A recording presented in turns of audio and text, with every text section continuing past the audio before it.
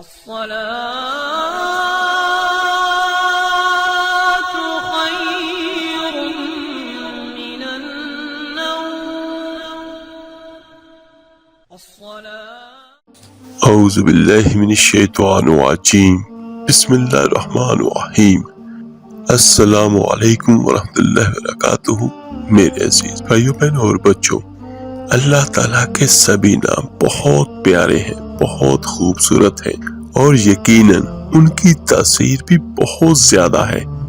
لیکن ایک بات ضرور میں کہنا چاہوں گا آپ سے کہ فائدہ ہمیشہ یقین پر ملتا ہے، اور ہماری بدقسمتی یہ ہے کہ ہمیں باقی سب پر یقین ہوتا ہے لیکن معاذ اللہ ہم اللہ پر یقین نہیں کرتے.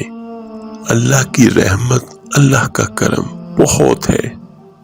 کوئی یقین کر کے تو دیکھے. ایک بار حضرت امام احمد رضا خان بریلوی رحمۃ اللہ علیہ حج پر گئے. یہ ان دور کا واقعہ ہے جب بحری جہازوں پر لوگ حج کے لیے جاتے تھے.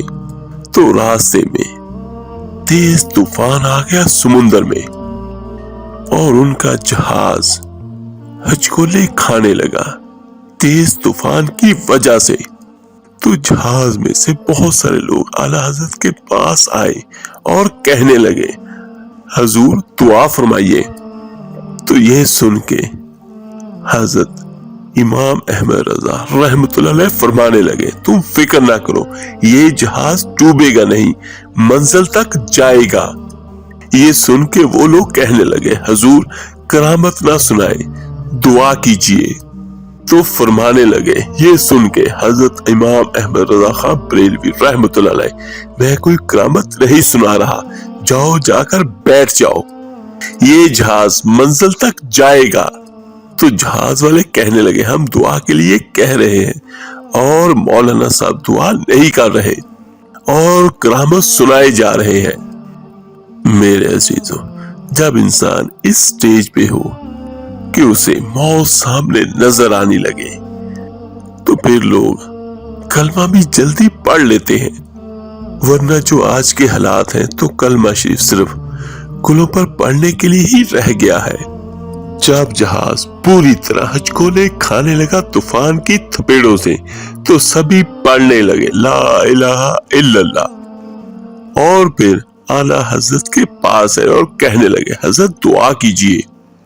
تو اعلیٰ حضرت کہنے لگے، تمہیں کہا ہے کچھ دیر کا طوفان ہے، ٹل جائے گا. اور جیسے ہی تھوڑی دیر گزری تو طوفان ٹل گیا اور جہاز بالکل سکون میں آ گیا. اور اب وہ جتنے بھی جہاز والے تھے وہ سارے شرمندہ ہونے لگے کہ بزرگ تو واقعی صاحب کرامت ہے، جیسے انہوں نے کہا تھا ویسے ہی ہوا اور طوفان بالکل ٹل گیا، ختم ہو گیا. اب وہ سارے لوگ کچھ دیر کے بعد قدموں میں حاضر ہوئے اور کہنے لگے، بابا جی ایک بات تو بتائیں، آپ کو کیسے پتا چلا کہ طوفان ٹل جائے گا؟ میرے عزیزو، اگر کوئی ہماری طرح کا آدمی ہوتا، پیر ہوتا، تو وہ کہتا کہ تمہیں پہلے ہی بتا دیا تھا کہ طوفان ٹل جائے گا، اور وہ یہ ظاہر کرے گا کہ میں بہت بڑا کرامت والا ہوں. لیکن اعلیٰ حضرت سبحان اللہ کیا فرمانے لگے؟ وہ فرماتے ہیں کہ یہ میری کرامت نہیں، یہ میرا یقین کامل ہے. تو وہ کہنے لگے، حضور کیا مطلب؟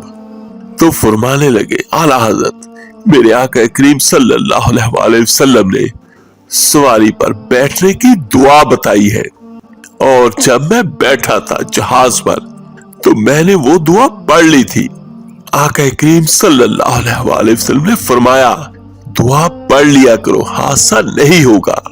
تو چونکہ میں وہ دعا پڑھ چکا تھا تو اب چاند تو ٹوٹ سکتا ہے، ستارے جھڑ سکتے ہیں، پر حادثہ نہیں ہو سکتا، اس لیے کہ میں وہ دعا پڑھ کے بیٹھا تھا.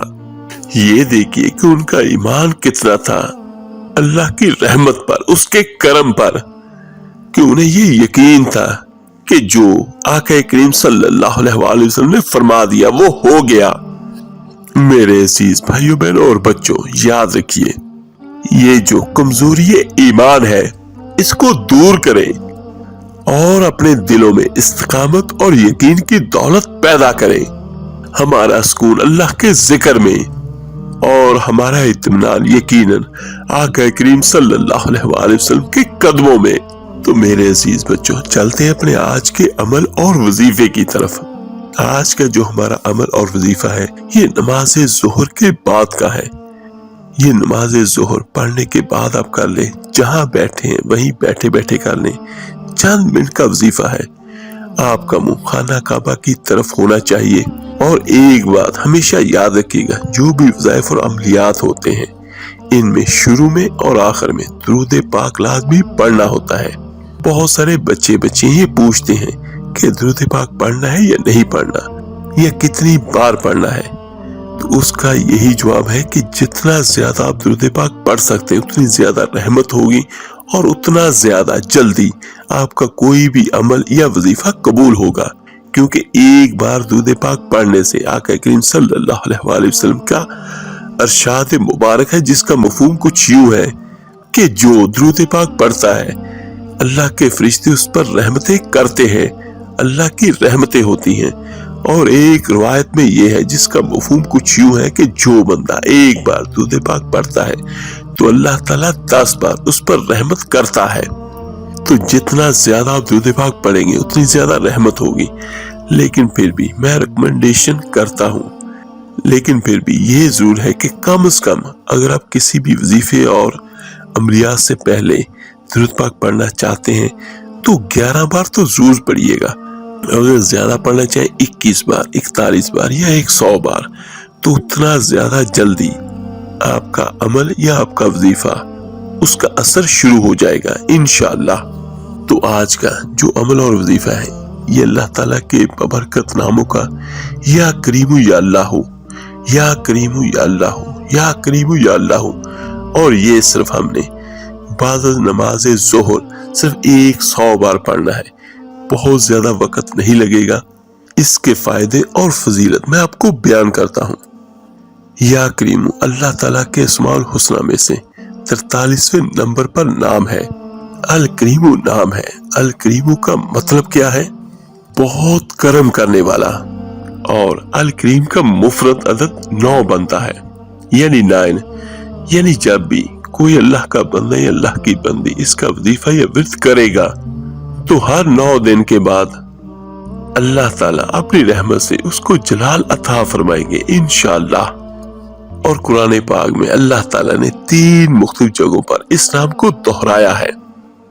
اور کریم ایسا نام ہے، حضرت امام غزالی رحمۃ اللہ علیہ فرماتے ہیں کہ یہ نام ایسا ہے جو صرف اللہ کی ذات کے ساتھ ہی سجتا ہے۔ سبحان اللہ۔ اصل میں کریم صرف اللہ کو ہی کہا جا سکتا ہے، کیونکہ حقیقی معنوں میں کریم صرف اللہ کی ذات ہے، کیونکہ کریم اس ذات کو کہا جاتا ہے کہ جو ذات بغیر مانگے اور اس مانگنے والے کے گمان سے زیادہ عطا کرے، اور پھر عطا کرنے کے بعد خود ہی اس کی تعریف اور توصیف بھی کرے۔ ایک بندہ اللہ کی راہ میں خوب خرچ کرنے والا ہے تو اللہ تعالیٰ اس کی تعریف بھی کرتے ہیں کہ دیکھو یہ میری راہ میں کتنا خرچ کر رہا ہے، حالانکہ دیا کس نے؟ اللہ نے دیا ہے۔ تو اس کو کہتے ہیں کریم۔ کریم کا صحیح معنوں میں اردو میں کوئی اس کا معنی نہیں بنتا۔ ہاں، اس کا ایک معنی جو ہم بنا سکتے ہیں، سمجھ سکتے ہیں، وہ سخی کہتے ہیں، لیکن سخی بھی الکریم کے پوری طرح معنی میں نہیں آتا، کیونکہ اللہ تعالیٰ کے اس نام الکریم میں ایسی صفات ہے جو بغیر مانگے اور گمان سے زیادہ بڑھ کے عطا کرے۔ حضرت جنید بغدادی رحمۃ اللہ علیہ فرماتے ہیں، وہ ایک جگہ سے گزر رہے تھے تو دیکھا کہ ایک شخص تلاوت قرآن پاک کر رہا ہے، اور تلاوت کرنے والا جو قرآن پاک کی آیت تلاوت کر رہا تھا اس کا ترجمہ یہ بنتا تھا کہ اس کا معنی یہ بنتا تھا کہ حضرت ایوب علیہ السلام کے بارے میں اللہ تعالیٰ ذکر فرما رہے ہیں کہ بلا شبہ ہم نے اپنے بندے ایوب کو بڑا صابر پایا، اور وہ بڑا نیک آدمی ہے، بڑا اچھا آدمی ہے اور بہت زیادہ اللہ کی طرف آہوزاری کرنے والا ہے۔ یہ اللہ تعالیٰ ذکر فرما رہے ہیں۔